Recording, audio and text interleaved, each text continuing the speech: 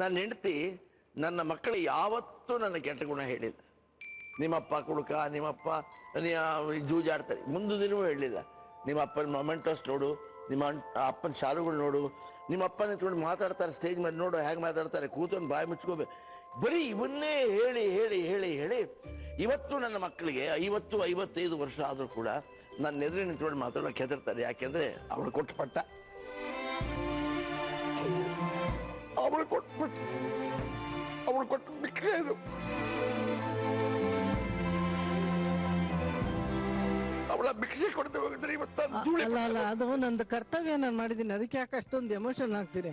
ಬೇಕಿಲ್ಲ, ಎಲ್ಲರೂ ಸಾಮಾನ್ಯವಾಗಿ ಗೃಹಿಣಿಯರು ಮಾಡ್ಬೇಕಾದ ಕೆಲಸ ಅಷ್ಟೇ ಅದು. ಪ್ರತಿಯೊಂದು ಮನೆಯಲ್ಲೂ ನಾನು ಹೇಳೋದಷ್ಟೇ ಸರ್, ತಾಯಿ ಆದವಳು ತಂದೆಯ ಒಳ್ಳೆ ಅಂಶವನ್ನ ತೋರಿಸಿದ್ರೆ ಸಂಸಾರದಲ್ಲಿ ಬಿಗಿ ಮುಳಿಯುತ್ತೆ.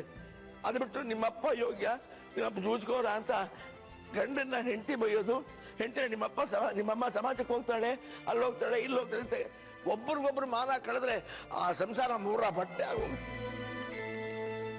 ಒಂದಿನ ನಾನು ಹೀಗೆ ಆಫೀಸ್ ಮೇಲೆ ಕೂತಿದ್ದೆ, ಇವರು ಸ್ವಲ್ಪ ಬರ್ತೀರಾ ಅಂದು ಟಕ್ ಅಂತ ಎದ್ದೋದೆ. 4 ಜನ ಮಾತಾಡ್ತಾ ಕೂತಿದ್ದವರು ನಾನು ನೋಡಿ ನಕ್ಕರು. ನಾನು ವಾಪಸ್ ಬಂದ್ಮೇಲೆ ನೀವು ನಕ್ಕಿದ್ದಾಕೆ ಗೊತ್ತಾಯ್ತು ನನಗೆ. ಏನು ಸ್ಟೇಜ್ ಮೇಲೆ ಹಿರಣ್ಯನೋರು ಹುಲಿ, ಇಲ್ಲಿ ಹೆಂಡತಿ ಕರ್ನಾಟಕ ಹೇಗೆ ಓಡೋದು ನೋಡು ಅಂತೀರ ಅಲ್ವೇನ್ರಿ ಅಂದೆ. ಯಾಕೆ ಸರ್ ಗೊತ್ತಾಯ್ತು? ನೀವು ಅಂದಿದ್ರಲ್ಲೇ ಗೊತ್ತಾಯ್ತು, ನೀವು ನಕ್ಕಿದ್ರಲ್ಲಿ ರೀ. 60 ಮೇಲೆ ಹೆಂಡತಿ ಸ್ವರ ಸಂಗೀತ ಕೇಳಿದ್ರೆ ನಿಮಗೆ ಏನ್ರಿ ಗೊತ್ತದು? ಅಷ್ಟಾಗ್ಬೇಕಾದ್ರೆ 60 ವರ್ಷ ಸಮಾಧಾನಕರವಾಗಿ ಸಂಸಾರ ಮಾಡ್ಕೊಂಡಿರ್ಬೇಕು ಅಷ್ಟೇ. ಸ್ವರ ಕೇಳಬೇಕು. Overall how was your life sir? What you think? ನಾನು ಹೇಳೋದಿಷ್ಟೇ ಸರ್, ತುಳಿದು ಬಾಳೋಕ್ಕಿಂತ ತಿಳಿದು ಬಾಳೋದು ಒಳ್ಳೆ. ವಾವ್. ತುಳಿದು ಬಾಳೋನು ಅಳಿದು ಹೋಗ್ತಾನೆ, ತಿಳಿದು ಬಾಳೋನು ಅಳಿದ ಮೇಲೂ ಉಳಿತಾನೆ.